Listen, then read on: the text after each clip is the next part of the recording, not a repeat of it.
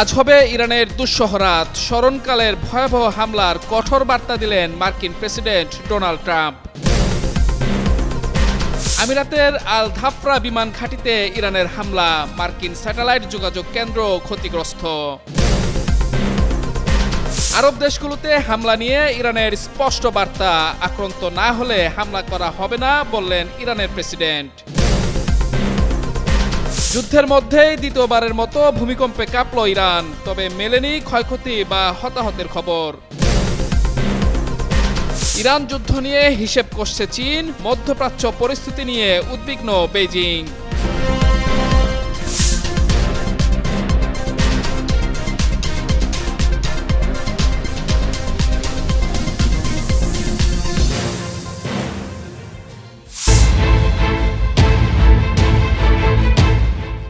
মধ্যপ্রাচ্যের চলমান যুদ্ধ পরিস্থিতি ক্রমে উত্তপ্ত হয়ে উঠছে।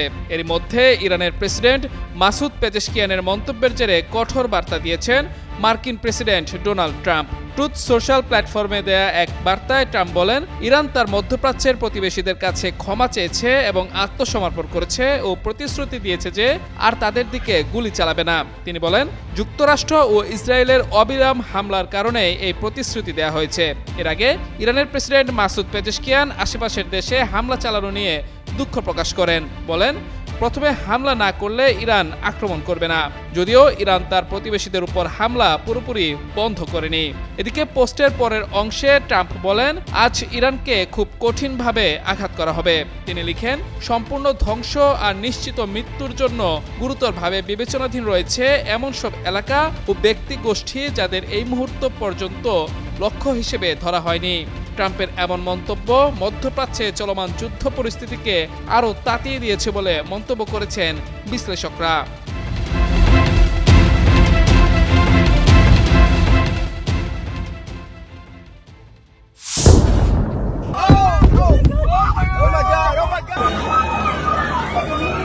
এবার সংযুক্ত আরব আমিরাতের ইউএই আল দাফরা বিমান ঘাঁটিতে হামলা চালিয়েছে ইরান। শনিবার দুপুরে ওই হামলা চালানো হয়েছে। ইরানের সংবাদ সংস্থা তাসনিম নিউজ এজেন্সির প্রতিবেদনে বলা হয়েছে, দেশটির ইসলামী বিপ্লবী গার্ড কর্পস আইআরজিসির আরব আমিরাতের আল দাফরা বিমান ঘাঁটিতে ড্রোন হামলা চালিয়েছে। হামলায় একটি মার্কিন স্যাটেলাইট যোগাযোগ কেন্দ্র, সতর্কীকরণ এবং ফায়ার কন্ট্রোল রাডার ক্ষতিগ্রস্ত হয়েছে। কাতার ভিত্তিক সংবাদ মাধ্যম আল জাজিরা তাৎক্ষণিকভাবে এই বিবৃতির সত্যতা যাচাই করতে পারেনি। এখনো পর্যন্ত এই বিষয়ে সংযুক্ত আরব আমিরাতের কোনো মন্তব্য আসেনি। গত 28 ফেব্রুয়ারি যুক্তরাষ্ট্র ও ইসরায়েল ইরানে যৌথ হামলা শুরু করে। ইরানের রাজধানী তেহরানে চালানো হামলায় দেশটির সর্বোচ্চ নেতা আয়াতুল্লাহ আলী খামেনি সহ বেশ কয়েকজন শীর্ষস্থানীয় কর্মকর্তা নিহত হন। জবাবে ইসরায়েলে পাল্টা হামলা শুরু করে ইরান। পাশাপাশি মধ্যপ্রাচ্যের বিভিন্ন দেশে মার্কিন ঘাঁটি সহ বিভিন্ন স্থানে হামলা চালিয়ে যাচ্ছে ইরানের বিপ্লবী গার্ড বাহিনী।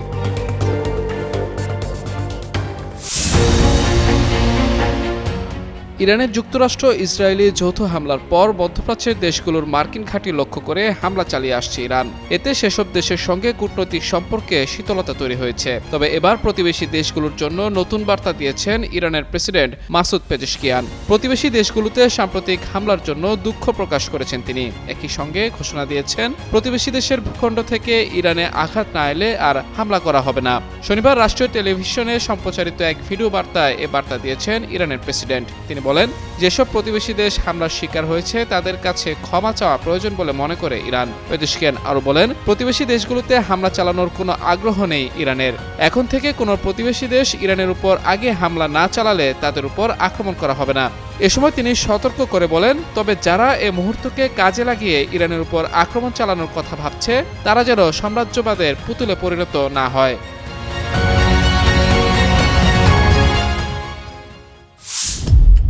ইরানের যুক্তরাষ্ট্র ও ইসরায়েলের চলমান হামলার সপ্তম দিনে আবারও ভূমিকম্প আঘাত হেনেছে। স্থানীয় সময় শনিবার ইরানের বন্দর আব্বাসের 74 কিলোমিটার পশ্চিমে এ ভূমিকম্প অনুভূত হয়। মার্কিন ভূতাত্ত্বিক জরিপ সংস্থা ইউএসজিএস জানিয়েছে, ইরানের আজকের ভূমিকম্পটি মাটির 10 কিলোমিটার গভীরে আঘাত হানে। রিক্টার স্কেলে এর মাত্রা ছিল 4.1। তবে ভূমিকম্পের পর প্রাথমিকভাবে কোনো ক্ষয়ক্ষতি বা হতাহতের খবর পাওয়া যায়নি। এর আগে গত মঙ্গলবার ইরানের গেরাশ অঞ্চলে 4.3 মাত্রার একটি ভূমিকম্প আঘাত হেনেছিল। ইউএসজিএস জানিয়েছে ওই ভূমিকম্পের গভীরতা ছিল মাটির 10 কিলোমিটার গভীরে। এদিকে ইরানের বিরুদ্ধে ইসরায়েল ও যুক্তরাষ্ট্রের হামলা শনিবার 7ম দিনে গড়িয়েছে। দেশ দুটি যৌথভাবে ইরানের উপর ব্যাপক হামলা অব্যাহত রেখেছে। মার্কিন প্রেসিডেন্ট ডোনাল্ড ট্রাম্প ঘোষণা দিয়েছেন যে ইরান পুরোপুরি আত্মসমর্পণ না করা পর্যন্ত এই যুদ্ধ চলবে। অন্যদিকে পাল্টা জবাব দেওয়ার কঠোর হুঁশিয়ারি দিয়ে রেখেছে ইরান। যুক্তরাষ্ট্রের আকাশ প্রতিরক্ষা ব্যবস্থায় ভয়াবহ আঘাত হেনেছে ইরান। যুক্তরাষ্ট্রের মুওয়াফাক সলতি বিমান ঘাঁটিতে অবস্থিত মার্কিন সামরিক বাহিনীর গুরুত্বপূর্ণ AN/TPY-2 রাডারটি ইরানি হামলায় সম্পূর্ণ ধ্বংস হয়ে গেছে। উপগ্রহ চিত্রে RTX কর্পোরেশনের তৈরি এই বহুমূল্য সরঞ্জামের ক্ষয়ক্ষতির প্রমাণ মিলেছে, যা পরবর্তীতে মার্কিন কর্মকর্তাদের বক্তব্যেও নিশ্চিত করা হয়। আন্তর্জাতিক সংবাদ সংস্থা ব্লুমবার্গ নিউজের এক প্রতিবেদন অনুযায়ী terminal high altitude area defence ব্যবস্থার অবিচ্ছেদ্য অংশ এই রাডারটির আনুমানিক মূল্য প্রায় $300 মিলিয়ন। উচ্চস্তরের ব্যালিস্টিক ক্ষেপণাস্ত্র শনাক্ত ও ধ্বংস করতে এই প্রযুক্তিটি অনেক বেশি কার্যকর। থার্ড ব্যাটারির এই ক্ষতিতে ওই অঞ্চলে ক্ষেপণাস্ত্র প্রতিরোধের মূল দায়িত্ব এখন পেট্রিয়ট ব্যবস্থার উপর বর্তাবে। তবে বিশেষজ্ঞদের মতে পেট্রিয়ট ক্ষেপণাস্ত্রের মজুদ কমে আসায় সামগ্রিক প্রতিরক্ষা ব্যবস্থা এখন তীব্র চাপের মুখে। পুরো বিশ্বে যুক্তরাষ্ট্রের হাতে মাত্র 8টি থার্ড ব্যবস্থা রয়েছে। প্রতিটি ব্যাটারির গড় মূল্য $1 বিলিয়ন। এই সম্পদগুলো বিরল ও কৌশলগতভাবে গুরুত্বপূর্ণ হওয়ায় এর ক্ষতি পেন্টাগনের জন্য উদ্বেগের কারণ হয়ে দাঁড়িয়েছে। উদ্ভূত পরিস্থিতি মোকাবেলায় হোয়াইট হাউস ইতোমধ্যে লকহিড মার্টিন ও RTX এর মতো বড় প্রতিরক্ষা সংস্থাগুলোর সঙ্গে জরুরি বৈঠক করছে। দ্রুত উৎপাদন বাড়িয়ে শূন্যতা পূরণের চেষ্টা চালাচ্ছে মার্কিন প্রশাসন। সর্বোচ্চ নেতা আয়াতুল্লাহ আলী খামেনির হত্যার প্রতিশোধ নিতে মরিয়া ইরান। দেশটির একের পর এক মিসাইলে বিধ্বস্ত হচ্ছে ইসরায়েলের শহরগুলো। একই পরিণতি ভোগ করতে হচ্ছে মধ্যপ্রাচ্যে থাকা মার্কিন ঘাঁটিগুলোরও। ইরানের আগ্রাসী পাল্টা হামলায় যেন বিপাকে পড়েছে যুক্তরাষ্ট্র। ইরানের নিখুঁত পাল্টা হামলার জন্য এবার রাশিয়াকে দুষলেন মার্কিন প্রতিরক্ষামন্ত্রী পিট হেগসেথ। তার দাবি, মধ্যপ্রাচ্যে মার্কিন সামরিক তৎপরতা নিয়ে রাশিয়া ইরানকে গোয়েন্দা তথ্য দিচ্ছে। যুক্তরাষ্ট্র সবকিছু ট্র্যাক করছে এবং সেই সব মাথায় রেখেই যুদ্ধের পরিকল্পনা সাজানো হচ্ছে। শুক্রবার CBS নিউজের 60 মিনিট অনুষ্ঠানে তিনি এসব কথা বলেন। হেগসেথ জানান, যুক্তরাষ্ট্রের জনগণ নিশ্চিন্ত থাকতে পারেন, কে কার সঙ্গে কথা বলছে সে বিষয়ে তাদের কমান্ডার ইন চিফ পুরোপুরি অবগত। প্রকাশ্যে বা গোপনে যাই ঘটুক না কেন তার কড়া জবাব দেওয়া হচ্ছে। যুক্তরাষ্ট্রের কাজ হলো শত্রুকে বিপদে ফেলা। এখন শুধু সেই সব ইরানিদের চিন্তিত হওয়া উচিত যারা বেঁচে থাকার আশা করছেন। এর আগে CBS নিউজকে এক জ্যেষ্ঠ মার্কিন কর্মকর্তা জানান, রাশিয়া মধ্যপ্রাচ্যে যুক্তরাষ্ট্রের অবস্থান নিয়ে ইরানকে গোয়েন্দা তথ্য সরবরাহ করছে। অন্যদিকে ক্রেমলিন জানিয়েছে, রাশিয়ার প্রেসিডেন্ট ভ্লাদিমির পুতিন ইরানের প্রেসিডেন্ট মাসুদ পেজেশকিয়ানের সঙ্গে ফোনে কথা বলছেন। তিনি ইরানের সর্বোচ্চ নেতা আয়াতুল্লাহ আলী খামেনি নিহত হওয়ার ঘটনায় সমবেদনা জানিয়েছেন এবং সংশ্লিষ্ট সব পক্ষের প্রতি যুদ্ধ বন্ধের আহ্বান জানিয়েছেন। ইরানে আজ রাতে বৃহত্তম বোমা বর্ষণের কঠোর হুঁশিয়ারি দিয়েছে যুক্তরাষ্ট্র। মার্কিন অর্থমন্ত্রী স্কট বেসেন্ট এক সাক্ষাৎকারে জানিয়েছেন, শনিবার রাতে ইরানের উপর এই যাবৎকালের বৃহত্তম বোমা বর্ষণ কর্মসূচি পরিচালিত হতে যাচ্ছে। ফক্স নিউজকে দেওয়া এক বিশেষ সাক্ষাৎকারে এই তথ্য নিশ্চিত করেন তিনি। বলা হচ্ছে, এই অভিযানে ইরানের ক্ষেপণাস্ত্র উৎক্ষেপণ কেন্দ্র এবং ক্ষেপণাস্ত্র তৈরির কারখানাগুলোকে প্রধান লক্ষ্যবস্তু করা হবে। মার্কিন প্রশাসনের দাবি, এই সুনির্দিষ্ট আঘাতের মাধ্যমে ইরানের সামরিক সক্ষমতাকে উল্লেখযোগ্যভাবে অকার্যকর করে দেওয়া হবে। মূলত মধ্যপ্রাচ্যে তেহরানের ক্রমবর্ধমান প্রভাব ও সক্ষমতাকে কমিয়ে আনা এই অভিযানের মূল লক্ষ্য। এই সামরিক পদক্ষেপের পেছনে অর্থনৈতিক কারণকেও দায়ী করছেন স্কট বেসেন্ট। তার মতে, ইরান হরমুজ প্রণালী নিয়ন্ত্রণের মাধ্যমে বিশ্বজুড়ে অর্থনৈতিক বিশৃঙ্খলা সৃষ্টির চেষ্টা করছে। আল জাজিরার প্রতিবেদন অনুযায়ী উদ্ভূত পরিস্থিতিতে মধ্যপ্রাচ্যের নিরাপত্তা ও স্থিতিশীলতা এখন চরম উত্তেজনার মুখে দাঁড়িয়েছে। ইসলামী প্রজাতন্ত্র ইরানকে নিঃশর্ত আত্মসমর্পণ করতে বলেছেন মার্কিন প্রেসিডেন্ট ডোনাল্ড ট্রাম্প। তিনি বলেন, ইরানের সঙ্গে কোনো চুক্তি হবে না যতক্ষণ পর্যন্ত তারা নিঃশর্ত আত্মসমর্পণ না করবে। ইরানের যৌথ আগ্রাসন শুরুর 7ম দিন শুক্রবার সামাজিক যোগাযোগ মাধ্যমের এক পোস্টে তিনি এ মন্তব্য করেন। ট্রাম্প ইরানের জন্য তার ভাষায় এমন নতুন নেতৃত্বের নির্বাচনের আহ্বান জানিয়েছেন যাদের তিনি গ্রহণযোগ্য বলে মনে করেন। এরপর তিনি বলেন, যুক্তরাষ্ট্র ও তার মিত্ররা ইরানকে পূর্বাবস্থায় ফিরে পেতে পুনর্গঠনের সহায়তা করার জন্য কাজ করবে। এর আগে গত 28 ফেব্রুয়ারি গণহত্যাকারী ইসরায়েল ও তাদের সহযোগী যুক্তরাষ্ট্র যৌথভাবে ইরানে হামলা চালিয়ে পুরো মধ্যপ্রাচ্যে আগুন লাগিয়ে দিয়েছে। ওই আগ্রাসন শুরুর পর হাতের মুষ্টি ছেড়ে দিয়েছে তেহরানও। ঝাঁকে ঝাঁকে ক্ষেপণাস্ত্র ও ড্রোন ছুটছে উগ্র ইহুদিবাদী ভূখণ্ড ও উপসাগরীয় দেশগুলোয় মার্কিন স্বার্থ সংশ্লিষ্ট স্থাপনা লক্ষ্য করে। এখন পর্যন্ত ইরান একাই 10টির বেশি দেশের বিরুদ্ধে বীর দর্পে লড়ে যাচ্ছে।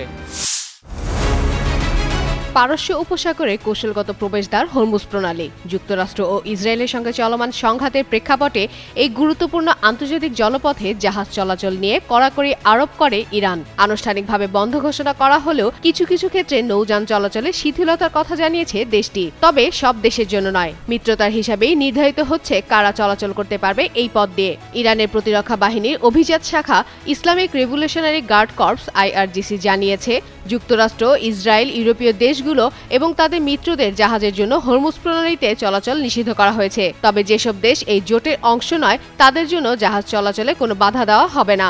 IRGCর মুখপাত্র কিমার্স হায়দারি ইরানের আধা সরকারি সংবাদ সংস্থা তাসনিম নিউজ এজেন্সিকে বলেন, আঞ্চলিক পরিস্থিতি বিবেচনায় এই সিদ্ধান্ত নেওয়া হয়েছে। তার ভাষ্য অনুযায়ী যুক্তরাষ্ট্র ও ইসরায়েলের সঙ্গে সংঘাতের প্রেক্ষাপটে সামরিক সতর্কতা জোরদার করেছে ইরান। এদিকে ব্রিটিশ সামুদ্রিক নিরাপত্তা সংস্থা UK মেরিটাইম অপারেশন জানিয়েছে, গত 28 ফেব্রুয়ারি থেকে এ পর্যন্ত অন্তত 10টি তেলবাহী জাহাজে হামলার ঘটনা ঘটেছে। আরব সাগর ও পারস্য উপসাগরকে সংযুক্ত করা হরমুজ প্রণালী বৈশ্বিক জ্বালানি বাণিজ্যের অন্যতম গুরুত্বপূর্ণ পথ। বিশ্বের মোট তেল ও তরল গ্যাস পরিবহনে প্রায় 20% প্রতিদিন এই রুট দিয়ে যায়। ইরানের সঙ্গে চলমান যুদ্ধে একটি ভিডিও ঘিরে নতুন বিতর্কে জড়িয়েছে ইসরায়েলি প্রতিরক্ষা বাহিনী IDF।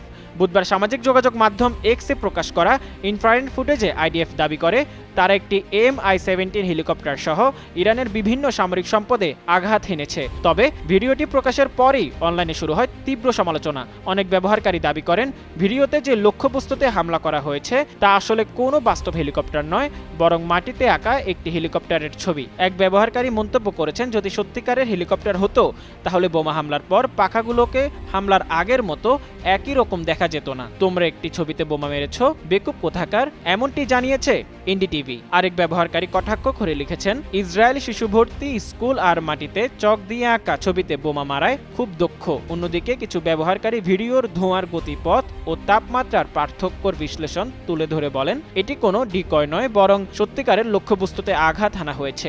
এ নিয়ে IDF এখনো আনুষ্ঠানিক ব্যাখ্যা না দেওয়ায় বিতর্ক আরও বাড়ছে। বারুদের গন্ধে ভারী হয়ে উঠেছে মধ্যপ্রাচ্যের আকাশ। দীর্ঘদিনের উত্তেজনা ছাপিয়ে গত 28 ফেব্রুয়ারি থেকে শুরু হওয়া সংঘাত এখন চরম রূপ নিয়েছে।